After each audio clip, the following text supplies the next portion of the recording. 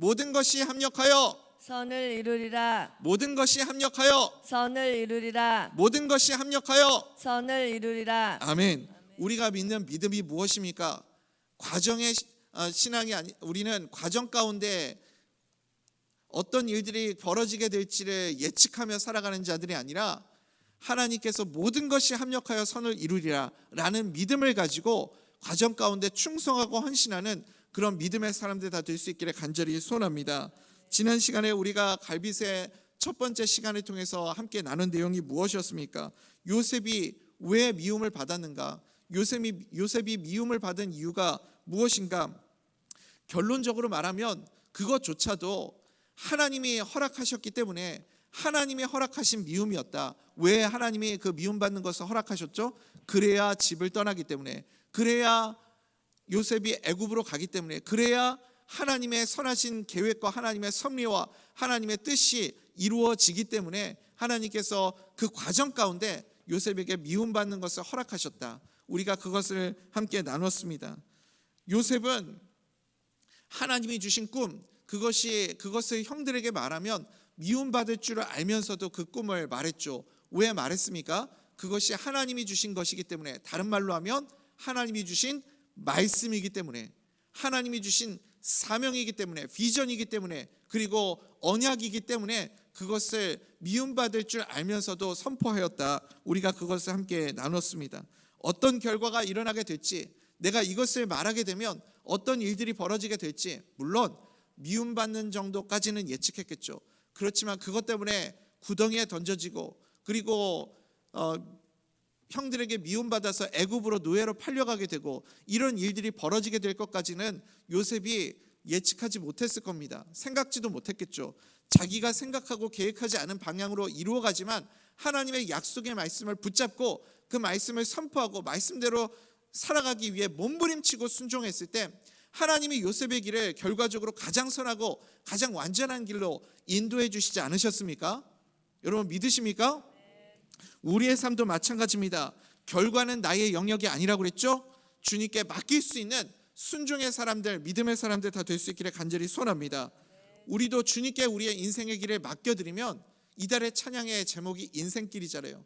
우리의 인생의 길을 주님께 맡겨드리면 주님께서 우리의 삶도 요셉의 삶처럼 가장 형통하고 가장 복되고 가장 아름다운 길로 우리의 삶을 인도해 주실 줄 믿습니다.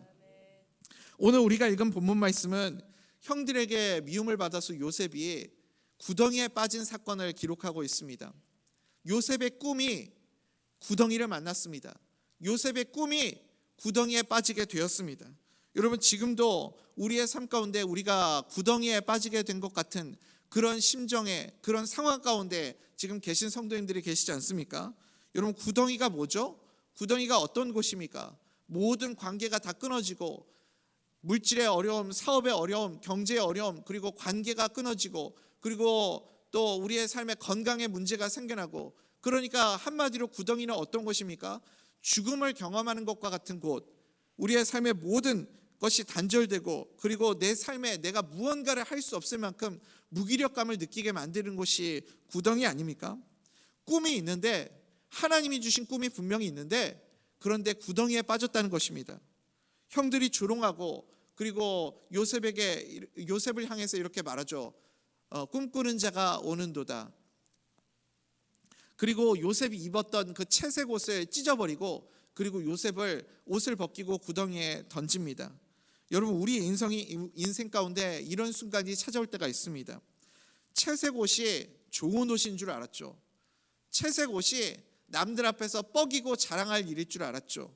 그런데 그 채색 옷이 어떤 옷이었습니까? 내가 죽을 옷이었고, 내가 모욕과 핍박을 받을 옷이었습니다. 그러니까요, 내가 생각할 때 좋은 것이라고, 자랑할 만한 것이라고 생각하는 것들도요, 하나님이 이렇게 다르게 바꿀 수 있으시다는 겁니다. 우리는 늘 하나님의 선하신 뜻과 하나님의 선하신 계획들을 의지하고 내가 자랑하고 내가 나타낼 것을 붙잡는 것이 아니라 모든 결과를 주님께 맡겨드리고 의지하는 그런 삶이 되어야 할 줄 믿습니다. 우리 23절, 24절 한번 읽어볼까요? 37장 23절, 24절입니다. 함께 읽겠습니다. 시작. 요셉이 형들에게 이르매 그의 형들이 요셉의 옷 곧 그가 입은 채색 옷을 벗기고 그를 잡아 구덩이에 던지니 그 구덩이는 빈 것이라 그 속에 물이 없었더라. 아멘. 아멘. 오늘 이 자리에 계신 우리 성도님들 가운데에도 구덩이에 빠진 것 같은 그런 상황 가운데 계신 성도님들이 계실 거예요. 예수님을 믿는 사람인데, 내가 신앙이 있고 하나님을 믿는 사람인데 어떻게 내 인생이 구덩이에 빠질 수 있는가? 그런데 오늘 말씀이 우리에게 설명해 주고 있는 의미가 무엇입니까? 그럴 수 있다는 겁니다. 예수 믿는 사람도, 하나님의 비전과 꿈을 가진 사람도 구덩이에 빠질 수 있다. 그것을 우리에게 말씀하고 있습니다. 여러분, 우리가 충성하면 구덩이에 안 빠지나요? 우리가 충성해도 과정 중에는 구덩이에 빠질 수 있습니다. 예레미야 38장 6절에 보니까요, 예레미야도 참 선지자였죠. 예레미야는 하나님의 말씀을 가감 없이 그대로 전하는 참 용기 있고 믿음이 좋은 그런 선지자였습니다. 그런데 예레미야가 하나님의 말씀을 선포한 것 때문에 백성들의 미움을 받아서 어떻게 되었습니까? 예레미야도 구덩이에 빠졌습니다. 오늘 우리가 말씀을 읽어보니까 요셉이 빠진 구덩이는 그래도 마른 구덩이죠. 그런데 제가 보니까 예레미야가 빠진 구덩이가 더 심해요. 예레미야는요, 어떤 구덩이에 빠졌습니까? 거기 진창에 빠졌어요. 진창에, 진흙탕에 빠졌습니다. 내가 아무리 허우적거리고 빠져나오려고 해도 빠져나올 수 없는, 그리고 점점 깊은 수렁처럼 그렇게 빠져 들어가는 진창 속으로 그렇게 던져졌습니다. 그래서 예레미야는 그곳에 그냥 있으면 죽을 수도 있는, 죽을 위기에 빠져 있는 그런 상황 가운데 처하게 되었습니다. 여러분, 우리 인생도요, 이런 구덩이에 던져질 때가 있다고요. 그런데 우리가 반드시 명심해야 할 것, 기억해야 할 것이 무엇입니까? 우리 예수 그리스도 안에 있는 자들에게는 구덩이가 끝이 아니라는 것입니다.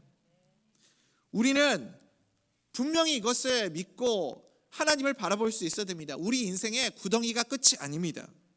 구덩이에서 사실 새로운 역사가 시작되는 것이죠. 구덩이에 빠졌을 때 여러분, 구덩이의 신학을 배우십시오. 구덩이의 신학을 배우십시오. 구덩이 신학이 무엇입니까? 어떤 어려움과 어떤 환난과 어떤 위기에 빠지더라도 하나님을 바라보면, 하나님이 함께 하시면 어떻게 된다고요?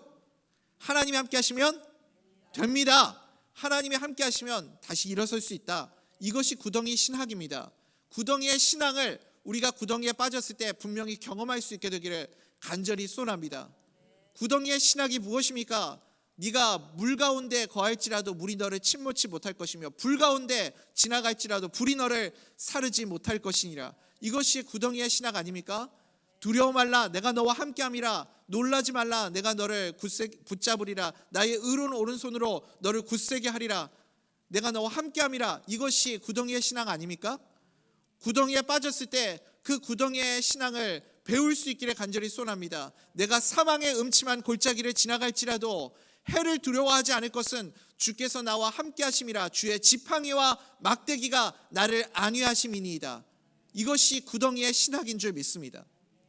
우리가 구덩이에 빠져졌을 때, 죽을 것 같은 경험을 경험하는 그 구덩이 속에 던져질 때, 그때 우리는 반드시 구덩이 신학을 생각할 수 있어야 됩니다. 나의 삶 가운데 구덩이의 신앙을 배울 수 있는 그런 은혜가 있기를 간절히 소원합니다.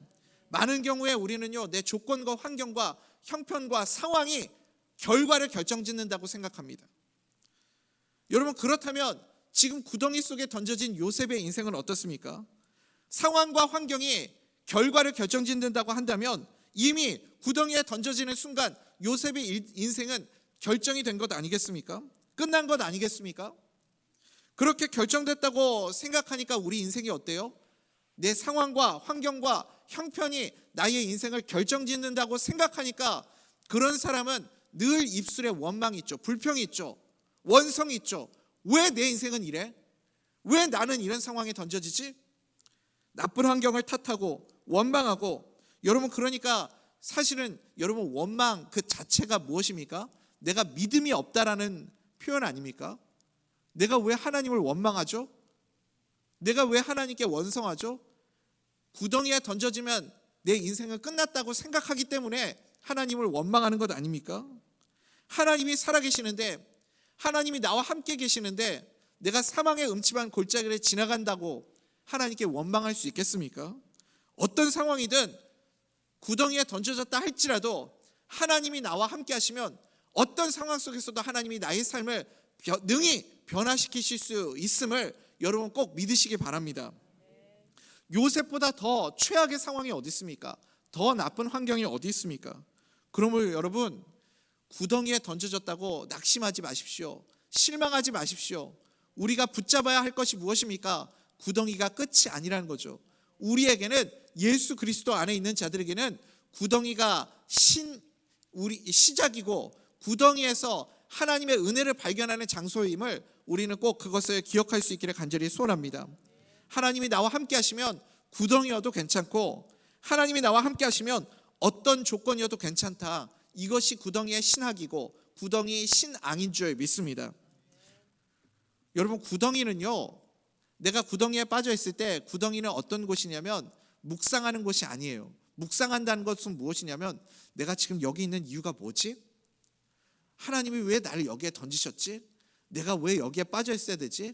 이 빠져 있는 이 의미가 뭘까? 거기서요, 묵상하고 생각하고 고민하는 장소가 아니라고요. 구덩이는 여러분 지나가는 곳입니다. 구덩이를 지나가는 곳이에요. 내가 암만 구덩이에 빠져서 이 구덩이의 의미가 무엇인가를 아무리 고민하고 생각해도요, 구덩이 속에서는 그 의미가 해석되지 않고 그 뜻을 우리는 절대 이해할 수 없습니다. 우리가 붙잡아야 할 것은 무엇이냐면, 구덩이에 내가 빠져 있다 할지라도 하나님이 나와 함께 하시면 된다. 하나님이 함께 하시면 능히 나의 삶을 변화시킬 수 있고, 하나님이 함께 하시면 다시 일어설 수 있고, 하나님이 함께 하시면 나는 여기서 끝나지 않는다. 다시 살아날 수 있다. 그것이 구덩이에서 우리가 붙잡아야 할 믿음입니다. 요셉은 거기서 낙심하지 않았습니다. 내 인생 끝났다고 생각하지 않았습니다.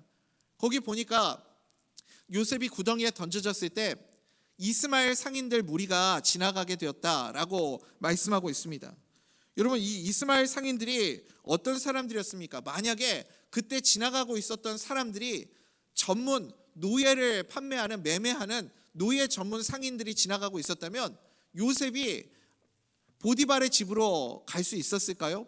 요셉이 어쩌면 막노동을 하는 그런 노동장으로 팔려갔을 수도 있고, 전쟁터로 끌려갔을 수도 있고, 다른 뜻하지 않은 장소로 끌려갔을 수도 있습니다. 그런데 오늘 본문 37절에 보니까 지나가는 이스마엘 상인들이요, 노예 상인들이 아니잖아요. 어떤 상인들인지 명확하게 언급하고 있지는 않지만 우리 25절 같은 데 보니까 뭔가 이렇게 일반 사람들이 살 수 없는 고급 사치품들을 판매하는 사람들인 것을 우리가 알 수 있습니다. 향품, 유향, 몰약, 이런 것들은요, 값싼 물품이 아니잖아요. 굉장히 비싼 고가의 물품들이거든요. 그러니까 이 사람들이 취급하는 물건들이 어떤 사람들을 대상으로 타겟으로 하고 이 물건을 판매하는 상인들이에요?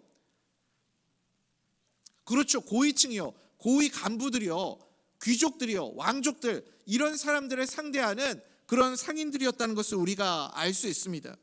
그런 사람들한테 지금 요셉이 팔려간 거예요. 애굽의 고위직들, 부자들, 간부들, 이런 사람들을 만날 수 있는 상인들에게 팔려갔으니까, 여러분, 그러니까 자연스럽게 보디발의 집과 연결될 수 있었던 것 아니겠습니까? 보디발의 집에, 물론 성경 말씀에 그런 내용은 없지만 보디발의 집에 이런 물건들을 팔려고 갔다가 이런저런 물건들을 팔면서 한마디를 더 덧붙였겠죠. 여기 제가 가지고 있는 물건들 말고도 좋은 노예가 하나 있는데 한번 보시겠습니까? 그러면서 자연스럽게 그렇게 연결이 되었을 가능성이 크죠. 여러분, 우리가 이 말씀을 보면서 우리는 무엇을 볼 수 있어야 되냐면, 요셉이 구덩이에 던져졌을 때 그 가운데 하나님이 요셉의 인생을 이끌어 가시는 하나님의 큰 손을 볼 수 있어야 됩니다. 요셉의 배후에 누가 일하고 계세요? 하나님이 일하고 계시죠. 하나님이 함께 계시는 것을 우리는 볼 수 있어야 됩니다. 우리 창세기 37장 36절 말씀 같이 한번 읽어봅시다. 시작. 그 미디안 사람들은 그를 애굽에서 바로의 신하 춘위 대장 보디발에게 팔았더라. 아멘. 아멘. 짧은 구절이지만 이 구절 속에서 우리는 보이지 않는 하나님의 손이 일하고 계심을 볼 수 있어야 됩니다. 요셉이 보디발의 집에 가야만, 그래야 어떻게 될 수 있어요? 결국은 그래야 바로 왕을 만날 수 있고, 바로 왕을 만나야 요셉이 나라의 총리가 될 수 있는 것 아니겠습니까? 나중에 감옥에 들어가게 되어도 감옥에 들어가는 것이 끝나는 것이 아니라, 감옥에 들어가야 술 맡은 관원장도 만나고 떡 맡은 관원장도 만나고, 그래야 왕하고 연결되는 접촉점이 생겨나게 되는 거고, 그래야 바로 왕을 만나게 되는 것이고, 그래야 바로 왕의 꿈을 해석할 수 있게 되는 것이고, 이런 모든 것들이 다 연결이 되잖아요. 이런 모든 것들이 그냥 우연히 계속 우연의 연속으로 이어지는 것이 아니라, 우리는 무엇을 믿는 것입니까? 이것이 무엇이죠? 하나님의 섭리죠. 하나님의 계획이죠. 그러므로 사랑하는 우리 대전명석회 성도님들, 잊지 마십시오. 내가 지금 구덩이에 던져졌다 할지라도 지금 구덩이가 무엇이에요? 하나님의 섭리의 한 가지인 것을 여러분 믿으시기 바랍니다. 구덩이에 빠져나와서 팔려가든 어느 집에 가든, 또 내가 구덩이에 있든, 하나님이 졸거나 주무시는 것이 아니라 하나님의 선하신 계획과 뜻을 이루어가고 있는 과정인 것을 여러분 꼭 믿으시기 바랍니다. 하나님께서 아주 세밀하게 디테일하게 그렇게 하나님의 그 마지막 결과를 맺기 위해서 요셉의 인생을 하나하나 인도해 가는 것을 보게 됩니다. 마치 사다리 그 단계를 밟아서 올라가는 것처럼, 하나님께서 지금 요셉이 구덩이에 빠져 있는 것은 그 하나님의 계단 가운데 한 사다리의 한 단계인 것을 우리가 볼 수 있어야 되는 거죠. 그러니까 그것을 볼 수 있으면 내가 구덩이에 던져져 있다 할지라도 걱정할 게 하나도 없는 겁니다. 그리고 우리가 아까 제가 말씀드렸죠. 구덩이를 묵상하는 곳이 아니라고요. 구덩이를 지나가는 곳이라고요. 구덩이는요, 묵상하지 않고 지나가는 거예요.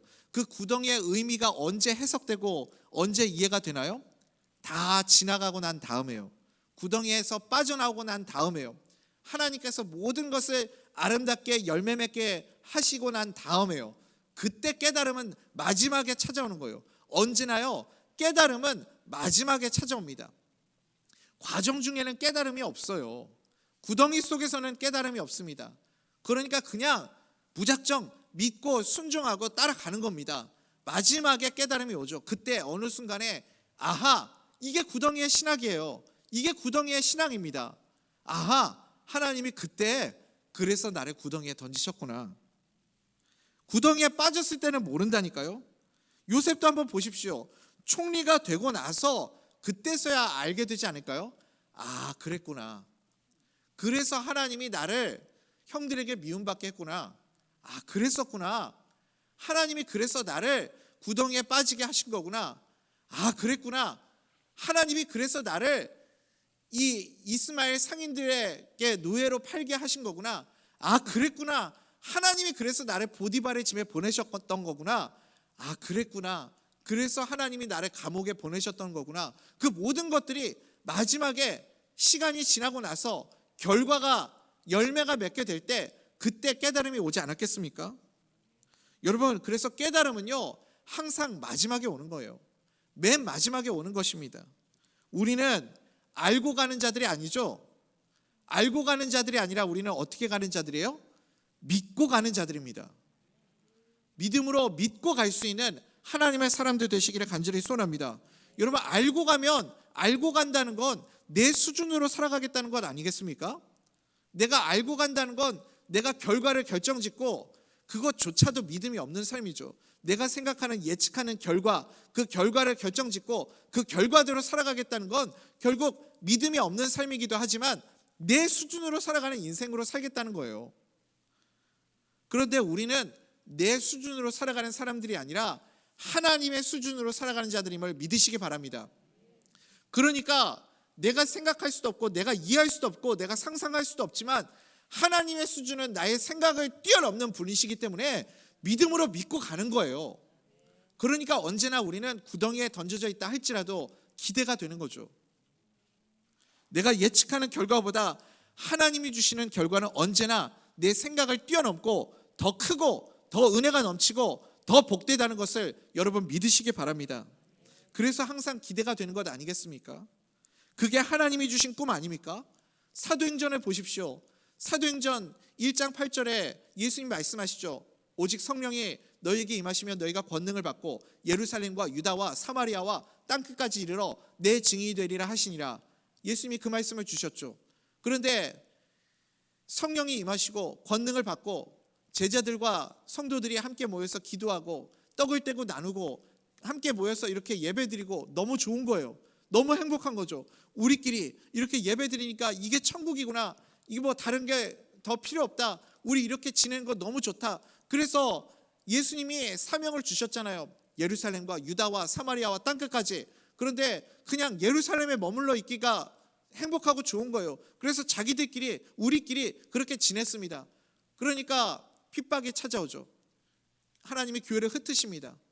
그리고 성도들에게 핍박이 찾아오고 야고보 사도가 순교당하고 이런 일들이 생기죠. 또 스데반 집사님이 순교당하고. 그래서 성도들이 다 흩어졌습니다. 왜 우리에게 이런 일이 벌어지지? 왜 하나님이 우리를 이렇게 아프게 하지? 왜 성령님이 계시는데, 하나님이 주신 꿈이 있는데, 하나님이 주신 사명이 있는데 왜 우리가 이런 아픔과 상처와 고난을 겪어야 되지? 과정 중에 모른다니까요.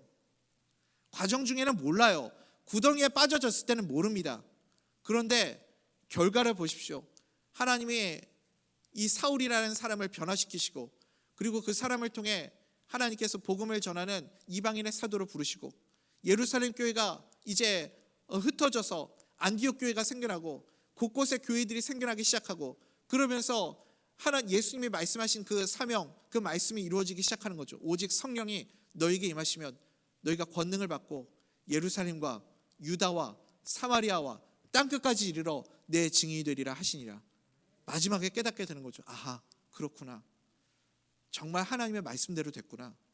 하나님이 정말 우리를 통해서 이 일을 이루셨구나. 깨달음은 여러분 언제나 마지막에 찾아오는 겁니다. 그러니까 우리가 해야 할 것이 뭐죠? 우리가 붙잡아야 할 것이 무엇입니까? 우리는요, 결과는 주님께 맡기는 거라고 그랬죠. 결과는 내 영역이 아닙니다. 결과는 하나님께 맡기고, 과정 중에 구덩이 가운데 던져졌을지라도 하나님의 약속의 말씀을 믿고 믿음으로 순종하며 주님을 따라가는 거예요. 하나님이 최고의 길로, 완전한 길로 우리의 삶을 완성시켜 주시고 가장 좋은 길로 우리의 가정을 이끌어 주실 것을 믿고 따라갈 수 있는 하나님의 사람들 될 수 있기를 간절히 소원합니다. 과정 중에 충성할 수 있는 믿음의 사람들 되시기를 축복합니다.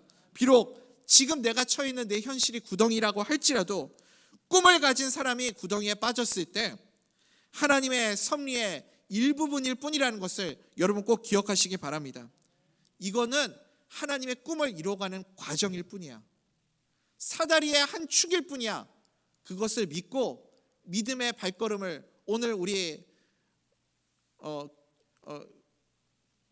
교사 선생님들이 고백했었던 것처럼 한 걸음 한 걸음 주 예수와 함께 날마다 우리 걸어가리, 그 고백했던 그 고백처럼 지금 구덩이 속에 빠져진 것이 내 인생의 끝이 아니라 한 걸음 한 걸음 그 믿음의 축을, 믿음의 발을 내디딤을 통하여서 믿음의 사다리를 타고 올라가서 하나님의 꿈이 나의 삶을 통해서 성취되는 그런 은혜들을 누릴 수 있는 복된 하나님의 백성들 다 될 수 있기를 간절히 소원합니다.